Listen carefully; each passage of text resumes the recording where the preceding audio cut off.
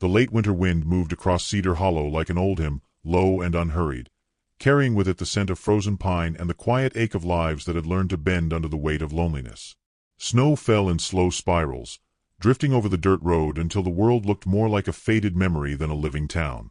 And in the middle of that pale stillness stood Elias Crow, splitting logs behind his unfinished cabin as though each swing of the axe might carve out a little space for hope.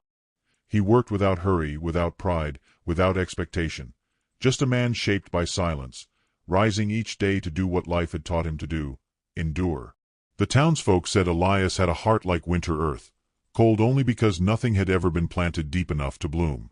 They didn't know about the letter he once wrote in shaky script, offering himself as a mail-order groom to anyone willing to take a chance on a man with rough hands and an empty home. They didn't know he checked the post office every week for replies that never came. They didn't know he folded away his disappointment and kept on living as though being unwanted was simply a truth he had been born to accept. The sun hung low, gold bleeding into frost, when the stagecoach rumbled into town. Rosalie Green, who owned the boarding house, stepped out with her apron dusted in flour, wiping her hands as she studied the lone figure stepping off the coach. A woman, young, slender, shoulders stiff from too many lonely miles. She wore a red shawl too thin for the season, a color far too bright for this snow-muted world. Her hair fell in dark waves down her back, and her eyes held the weary shine of someone who had seen too much, endured too much, spoken too little. Mei Lian. That name would ripple through Cedar Hollow before nightfall, though she didn't yet know the weight it would carry. Elias watched from a distance, leaning against a post near the general store, breath clouding the air. He didn't stare out of boldness or curiosity. He stared with the gentle confusion of a man who rarely witnessed anything so delicate stepping into the rugged west. The wind tugged at the frayed threads of her shawl, and she clutched a folded paper in her hand as if it were the only thing keeping her upright. Jonas Pike, a ranch hand with a loud mouth and a smaller heart, swaggered across the snow-crusted road. He looked her up and down, interest flickering until the truth of her heritage registered. His expression twisted with ignorant dismissal. Words were exchanged, quiet ones, sharp ones, and May lowered her gaze, shrinking inward as if trying to disappear into her own shadow. Jonas turned away with a scoff loud enough for passing ears, and the cold around her seemed to deepen. Rosalie stepped forward then, warm and steady, guiding May toward the boarding house. But even from her gentle posture, Elias sensed the woman was not meant for places where people gathered close. May walked like someone who had learned not to expect a welcome, like someone who carried invisible bruises beneath her clothes. Sheriff Boone watched the scene unfold from the street corner, his weathered face shifting with silent calculations. He touched the brim of his hat toward May, not unkindly, but with the caution of a man who knew strangers often arrived with storms trailing behind them. Yet he said nothing. Not yet. The sky dimmed to that gray-blue the world takes on before dusk settles, and the town slowly folded itself into evening. From the doorway of her boarding house, Rosalie lit a lantern to guide May inside. Elias told himself he didn't care who she was or where she had come from. Lonely men often told themselves lies to keep their hearts from stirring. Still, he lingered a moment longer than needed, drawn to her quietness in a way he didn't understand. Hours later, the wind rose, moaning through the alleyways like an old beast waking. Snow thickened. The street emptied. But the memory of that thin red shawl clung to Elias's mind like a stubborn ember refusing to die out. He finished stacking the last of the firewood and glanced toward the boarding house, where faint light spilled onto the snow. Inside, May sat at a small wooden table, fingers wrapped around a cup Rosalie had placed before her. The steam rose gently, softening the lines of fear around her eyes. Rosalie moved about the room with a practiced grace, speaking in a calm, even tone. But May hardly heard the words.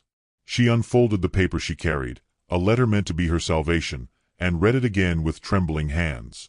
A promise of a husband, a home, safety. But the name of the man who wrote it would never come walking toward her. She had learned that on the coach, when the driver said her intended had left town weeks ago. Another rejection. Another place where she did not belong. Her breath hitched. She pressed the letter to her chest, as if holding tighter might steady the emptiness settling inside her. She had crossed oceans and mountains, only to be abandoned on unfamiliar soil. The red shawl had been her mother's, the letter her hope, the journey her last chance. And already she could feel winter wrapping its cold fingers around her future. Elias might have gone home then, might have shaken off whatever thread connected his heart to that boarding house window. But something kept him standing in the nearly frozen street. A flicker of lantern light caught the outline of her bowed head, her shoulders trembling under the weight of exhaustion. The image carved itself onto him like a carving in bark, small, but impossible to erase. A sudden shout cracked through the quiet. Inside the boarding house, May collapsed from exhaustion, her body giving out before her spirit did. Rosalie called for help, her voice sharp with fear. Sheriff Boone rushed through the doorway, and Elias, without thinking, crossed the snowy street in long, urgent strides. By the time he stepped inside, the room had fallen into a hush. May lay on the wooden floor, her shawl spread around her like spilled crimson ink on pale boards. Rosalie knelt beside her, pressing a damp cloth to her forehead. Sheriff Boone muttered something about exhaustion and malnutrition. Elias stood in the doorway, breath caught somewhere between his ribs and his throat. May's eyelids fluttered weakly, and for a moment she seemed lost between worlds. Then, slowly, her gaze drifted upward, finding him through the blur of lamplight. Her whisper traveled no farther than the space between them, yet it struck him like a warm pulse in an icy room. "You came." The words weren't spoken aloud, but Elias felt them just the same. And that was the moment everything in his life began to shift, quietly, invisibly, like the first crack in river ice before spring.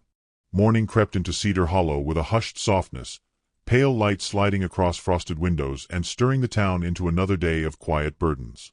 Rosalie moved through the boarding house like a mothering wind, checking on May with worry tucked into the corners of her eyes. May sat upright now, weak but awake, her hands folded neatly in her lap as if her body remembered discipline even when exhausted. She looked small against the wooden headboard, small against the whole world, though something steady glimmered beneath her frailty, an ember that refused to die.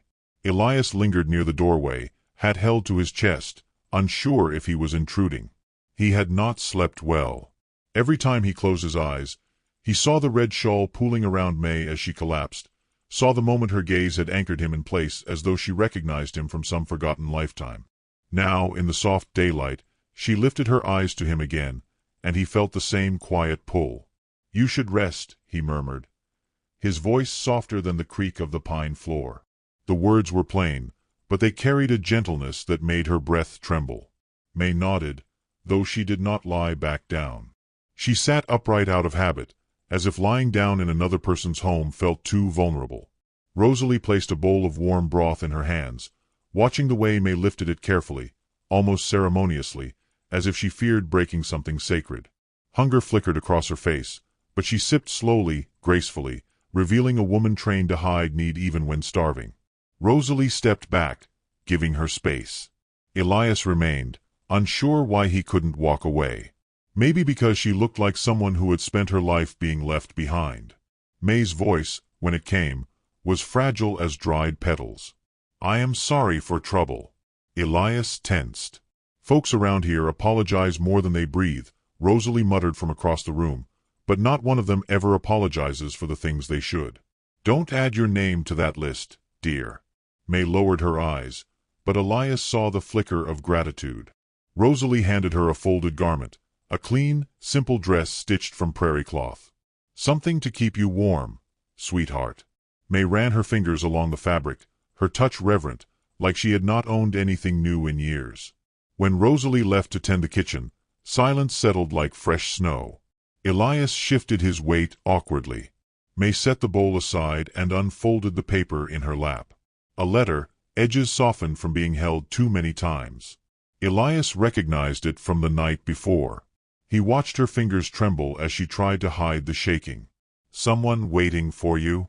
he asked gently. Her throat tightened around the truth. "No one now." She did not elaborate at first, but Elias had lived long enough to recognize the shape of a person carrying shame that wasn't theirs. May's gaze drifted to the window where the white world pressed against the glass like a cold witness. "I was supposed to marry," she whispered. "A man wrote to me. Promised a home. Promised safety if I came. But when he found out," her voice thinned, scattered. "Found out I am Chinese. He changed his mind. The sentence struck Elias deeper than he expected. Not because it surprised him, but because he knew the kind of loneliness that bloomed inside someone when the world decided they were unworthy before even meeting them. He reached for words, but May continued, almost as if the confession had gathered its own momentum. I traveled far, spent all I had. I thought if I worked hard, I could still be wanted.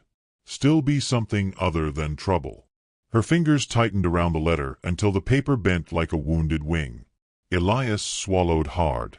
You're not trouble, he said quietly. May shook her head. In my village, a woman alone is shame. Here, also shame. Her voice cracked in a way that made something in Elias's chest feel like it was splitting open too. She had walked rivers and mountains and continent and ocean, only to find the same emptiness waiting on both shores. Before he could respond, boots thudded on the porch. Sheriff Boone stepped in, his face carved with concern and winter lines. Morning, Elias. Miss Lien. He removed his hat, brushing frost from the brim. Word spreads quick in this town. Some of the miners been asking questions about you, miss. The wrong kind of questions. May stiffened, shrinking into herself. Elias stepped slightly closer without thinking, his body forming a quiet barrier. Sheriff Boone sighed. Don't be scared, but be mindful. Men like that don't need much reason to bother someone they think has no protection. Elias's jaw tensed. They won't touch her. Boone met his eyes, reading the sincerity there. Then I'll trust you'll keep watch. He tipped his hat and stepped back into the cold. May's hands trembled again. Elias wanted to reach out, to offer some piece of warmth or comfort, but he didn't know how to bridge that fragile space. Instead, he spoke softly, like a man offering a promise he didn't know how to word properly. You're not alone here. You won't be. She blinked at him, startled by the certainty in his tone. No one had spoken to her like that in a long time. Maybe ever. Outside, the wind howled across the plains, rattling the shutters. The storm was growing. Later, when May attempted to stand, her legs wavered. Elias steadied her with a gentle hand beneath her elbow. Her breath caught at the contact, not in fear, but in disbelief. She had known many hands in her life, but kindness had rarely been among them. Thank you, she murmured. Elias didn't answer. He simply guided her to the chair by the stove, making sure the fire warmed her chilled skin. Rosalie returned with more blankets, fussing as she arranged them around May's shoulders. Elias stepped back, watching her settle, her face illuminated by amber glow. Hours passed. The town grew restless as the storm deepened. Jonas's laughter drifted from outside, followed by harsh voices, miners, their tones sharp and mocking. May flinched at the sound, shrinking further beneath the blankets. Elias's eyes hardened, though his voice stayed low. Ignore them. They bark loud when they sense weakness. May swallowed. In my life, she whispered, men who bark always bite. A truth that felt carved from sorrow. Elias stared at her a long moment, something unspoken rising to the surface of his soul, a vow forming without words. Then the door rattled under a sudden pounding, jolting Rosalie in the kitchen and sending May's heartbeat racing. Elias stepped forward, shoulders squaring, eyes fixed on the handle as another knock thudded through the boards, rougher this time, demanding. A voice growled from outside, harsh and too close. We know she's in there. Bring her out. May's breath seized, her fingers gripping the shawl, and Elias felt something sharp awaken in his chest, a fierce, unfamiliar certainty. Whatever storm waited beyond that door was about to discover that the man no one ever wanted was capable of standing like someone who finally had something worth protecting. The door thudded again, each strike echoing through the boarding house like a warning carried on winter stone. Elias moved without hurry yet with a steadiness that made the floorboard seem safer beneath May's trembling feet. Behind him, the small stove crackled, filling the room with the soft breath of fire, but even that warmth seemed to shrink beneath the weight of the voices outside. Rosalie wiped her hands on her apron, eyes narrowed with a protective fierceness only a seasoned woman could summon. But it was Elias who reached the door first. He opened it just a sliver, enough to let in the howl of wind and the harsh laughter of the miners gathered on the porch. Jonas stood at the front, boots stamped with snow, face flushed with the ugly thrill of easy cruelty. "Evening, Crow," he spat, leaning too close. "Heard you took in a stray. Thought we'd take a look." Elias didn't raise his voice. "Cold night to be wandering," he said, snow swirling around the doorway like drifting ash. "Go home, Jonas." Jonas smirked. "Not till we see the girl. We ain't blind, Crow. Sheriff says she's got no claim here." May shrank deeper into her shawl, her knees pressing together as though the mere sight of Jonas might break something fragile inside her. Elias felt the shift in her breathing even without turning around, the way fear found its way into the silence between heartbeats. He lifted his chin, blocking their view of the room. "She's resting," he said. "And she is under this roof. That's all the claim you'll ever need to know." Jonas took a step forward. "Didn't ask what you wanted, Crow." Elias's hand tightened on the door, knuckles whitening. Rosalie stepped beside him, voice sharp as a cracked whip. "That's enough, Jonas Pike. You want trouble, try a saloon brawl. Leave this house alone." The miners hesitated, unsure whether to push further. A gust of wind slammed against the porch, rattling lanterns and swirling snow into their faces. Jonas cursed and backed away, but his eyes lingered on Elias with a promise that the night had only begun to stir its shadows. When Elias closed the door, the silence that followed clung to the walls like frost. Rosalie exhaled slowly. "Men like them come back when they smell fear," she muttered. Elias didn't answer, but the resolve in his jaw offered a quiet promise. They would not touch her as long as he breathed. May tried to stand, but her legs faltered, and Elias reached her just in time. His hands closed around her arms, steadying her with a gentleness that felt like something sacred. "You're safe," he said, though his voice held the tremor of a man not used to making such vows. May's eyes glimmered with unshed tears. Safety was a word that had existed in her life only as rumor, never reality. She looked up at him with a trembling truth. "They will come back." Elias nodded. "Yes. But you won't be alone when they do." A fire sparked within her at his words, not bold, but steady, like a candle refusing to be snuffed by winter wind. She pulled her shawl tighter around her shoulders, fingers brushing the thin fabric as if it were a shield and a memory both. Rosalie prepared a small meal, though May barely touched it. Instead, she watched Elias move around the room, his presence a quiet anchor. He checked the window latches, stirred the fire, spoke to Sheriff Boone briefly when he returned for updates. May noticed the details others may have missed. The way he carried his loneliness lightly, the way he listened more than he spoke, the way his strength felt like earth rather than stone. When the sheriff left again, Elias turned to May. "The storm's getting worse. The boarding house walls are thin. If the miners push harder." He hesitated, unwilling to sound like he was taking her away out of pity. "You could come with me. To my cabin. It's not much, but it's safer." May held his gaze, searching it. In her world, going with a man had never meant safety. It had meant debt, obedience, danger. But Elias's eyes held no hunger, no expectation, just a quiet question carved from kindness. She nodded, barely, her voice soft as thawing ice. "I will go." Rosalie gathered supplies, fussing over both of them. Elias wrapped a coat around May's shoulders, careful not to startle her when his fingers brushed her hair. Together they stepped into the storm. Snow swallowed the world instantly, turning the road into a narrow path of shifting whiteness. Elias walked close but not too close, matching his steps to hers so she wouldn't fall. The wind tugged at May's shawl, but she held it firm, drawing strength from its worn threads. She had crossed harsher landscapes, but never with someone walking beside her at her pace.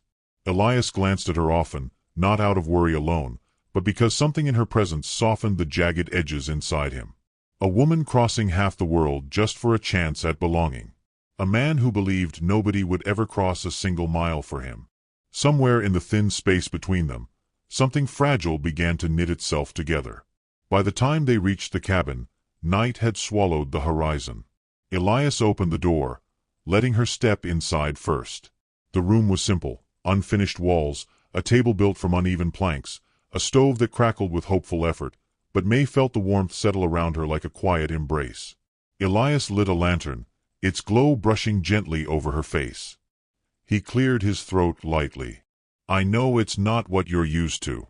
May shook her head, letting her fingers trail over the rough wood of the table.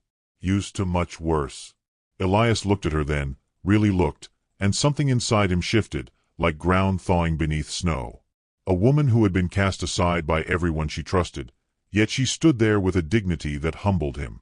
As she warmed her hands by the stove, he repaired a loose window shutter, hammering softly so as not to startle her. Each tap echoed with a simple truth. He wasn't trying to impress her, he was trying to protect her. Later, when they sat near the fire, May spoke in a voice touched by exhaustion and memory. "I left my village because there was no life for a woman alone. Then I came here, and still, I am alone." Elias shook his head gently. "Not anymore." The words hovered between them, delicate as snowflakes that refused to melt. May looked away, eyes shining with disbelief more than hope.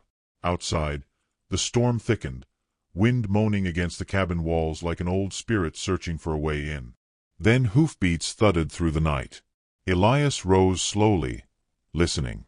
The sound grew nearer, too steady, too purposeful. May's breath caught. A lantern glow flickered through the cracks of the shutter, followed by voices muffled by wind. Jonas's voice, dripping with intent. "Found the cabin. She must be inside." May's gaze darted to Elias, fear unraveling in her chest. And Elias stepped toward the door, shoulders squared, heart steadying into something fierce and unyielding. The storm had found them, but so had the men who believed they could take what didn't belong to them. And Elias Crow, the man no one ever wanted, was about to show them what it meant for someone to finally matter to him. The hoofbeats slowed outside the cabin, muffled by the heavy snow but close enough for Elias to feel the vibrations echo through the wooden floor. The lantern glow swayed like a restless spirit, moving shadows across the frost-bitten windows. May stood frozen near the stove, her hands trembling around the edge of her shawl. The storm outside might have been fierce, but the fear inside her was colder still, settling in her bones like ice that refused to melt. Elias reached for her hand without thinking, his calloused fingers brushing hers gently, anchoring her as though his touch alone could steady the shaking world. "Stay behind me," he whispered, voice low and steady as a winter creek. His hand released hers with reluctant softness, and he stepped toward the door. The lantern light outside wavered again, lifting and falling like the breath of a beast preparing to lunge. Elias's shadow stretched long across the cabin floor, merging with May's as though the storm itself had bound them together. A rough knock slammed against the door, splintering the quiet. Jonas's voice called out, sharp and mocking, threaded with the cold arrogance of a man who believed the world belonged to him. "Crow, we know she's in there." The wind howled through his pauses, adding a growl to every word. "Open up, or we'll open it ourselves." Elias opened the door just enough to reveal his silhouette, framed by swirling snow. Jonas and two miners stood on the porch, their faces red from drink and winter, their breath rising like steam from wild horses. Jonas smirked, lanterns swinging in his grip. "Storm's bad tonight. Shame if we all froze before meeting the lady." "She's resting," Elias said, voice quiet, but edged with something new, a firmness he hadn't known he possessed. "You need to leave." Jonas stepped forward, boots crunching into the snow-packed boards. "What's it matter to you, Crow? She ain't yours. And she sure don't belong to this place." Elias felt the truth of that sting, but he didn't look away. "She belongs where she chooses." The miners snickered, but May felt the words settle inside her like a warm ember. No one had ever spoken of her choices before. Her life had been shaped by decisions made by others, family, employers, men with power. Elias's simple declaration startled her more than the storm. Jonas leaned in, lantern light sharpening the cruelty in his smile. "You're playing at husband again? Heard you wrote all them letters, begging for a bride. Heard nobody wrote you back." The words hit Elias like sleet to bare skin, but he didn't flinch. The world had thrown worse at him before. Jonas let out a short, bitter laugh. "And now you think a pretty foreigner came for you? Stop pretending she picked you, Crow." Inside the cabin, May pressed a hand to her chest. Jonas didn't know the truth of the letter she carried or the rejection she'd endured, but his words sliced through the fragile hope she'd started to gather near Elias's fire. She felt exposed, as if all her shame had been laid bare across the winter sky. Elias stepped forward, meeting Jonas's stare with a quiet steadiness. "I'm not pretending anything," he said. "But you won't lay a hand on her. Not while I draw breath." Jonas's grin cracked. "You think you can stop us?" If May had not been so afraid, she might have noticed the shift in Elias's posture, the way his shoulders squared not from anger, but from purpose. He wasn't a violent man, but protection had carved itself into him through years of living alone in a world that rarely cared whether he survived. The wind kicked up, hurling snow across the porch and dimming the lantern's glow. Jonas cursed and shielded his face. The miners grew restless, their bravado thinning as the storm sank deeper into the night. Elias used the moment to speak again, voice calm but iron strong. "Sheriff knows where you've been wandering. He said he's keeping watch tonight. If you start trouble, he'll hear it." Jonas stiffened. The sheriff wasn't a man to test on a night like this. Still, pride made him linger, puffing up his chest like a rooster refusing to retreat. "This ain't over, Crow." "It is for tonight," Elias said. The wind roared in agreement, slamming cold air against their backs until even the bravest of them shuddered. Jonas spat into the snow, frustration steaming in the air. Then, with a muttered curse, he turned and trudged down the path, the miners following reluctantly. Lantern light bobbed away into the storm until it vanished altogether, swallowed by the darkness. Elias closed the door slowly, bracing it with a wooden beam. The cabin fell into stillness again, broken only by the crackle of the fire. May let out a breath she didn't know she'd been holding.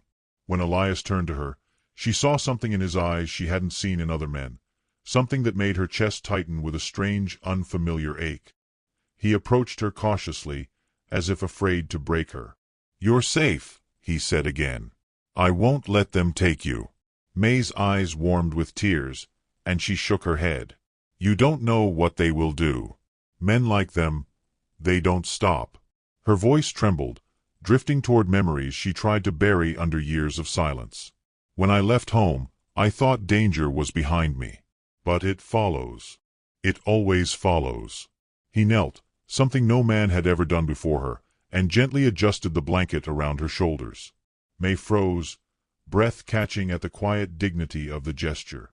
Elias didn't know the wounds carried by a woman who had never been protected, but he felt them in the way she held herself rigid, bracing for hurt even in safety.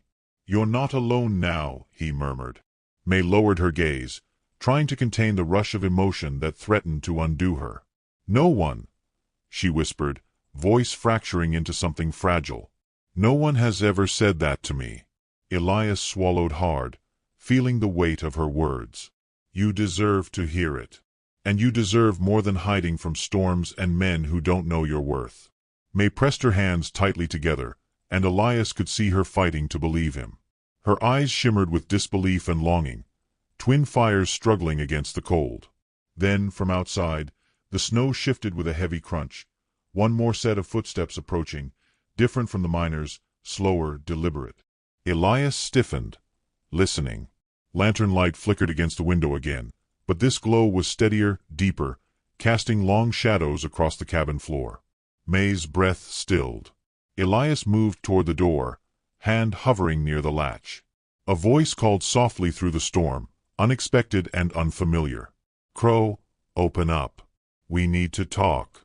Elias's heart hammered. May clutched her shawl, eyes wide.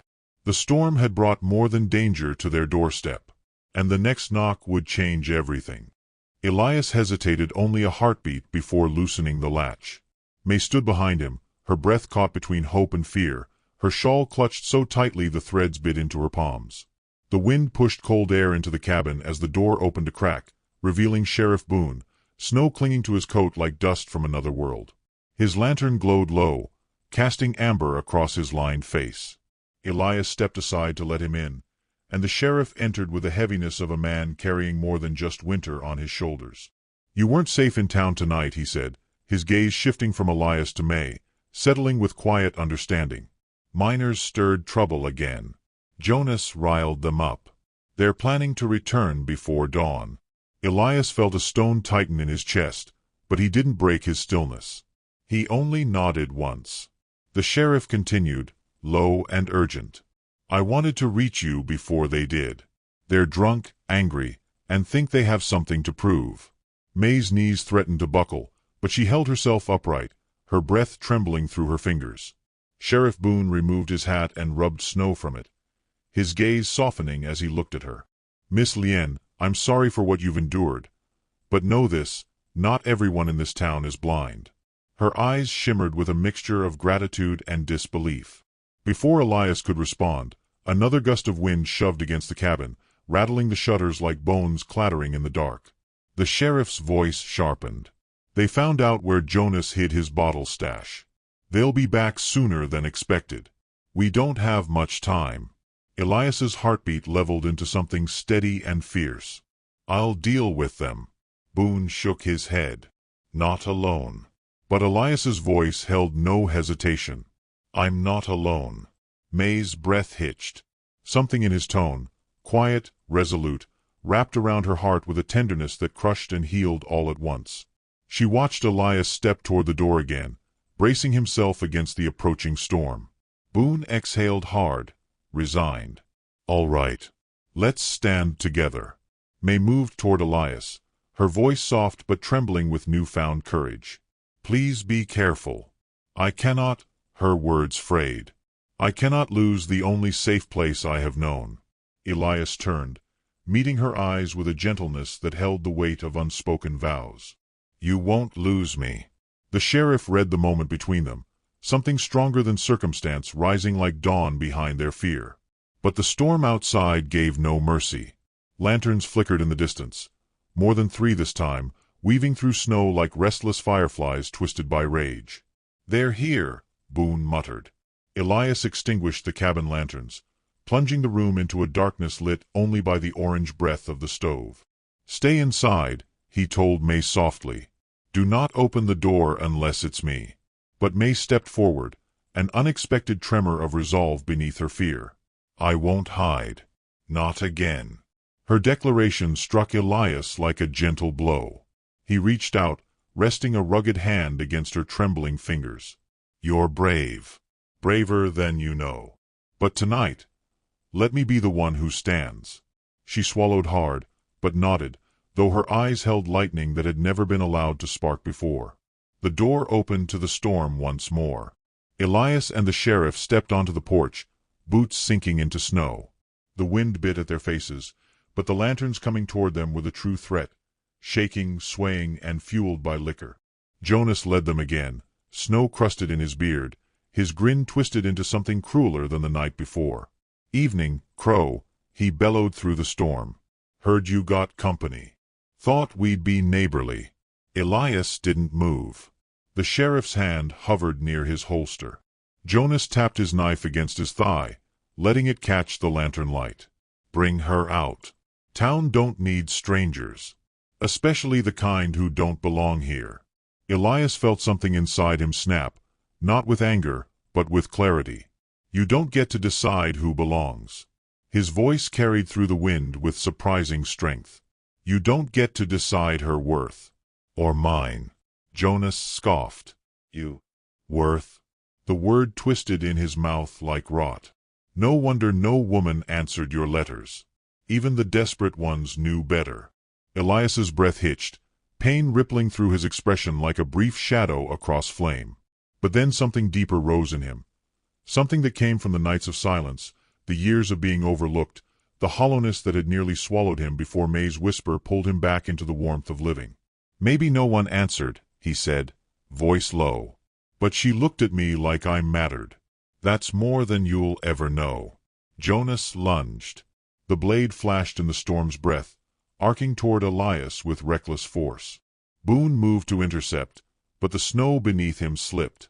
Elias braced himself, instinct screaming, but before the knife could strike, a cry broke through the wind, a sharp, desperate plea that shattered the frozen night. Elias!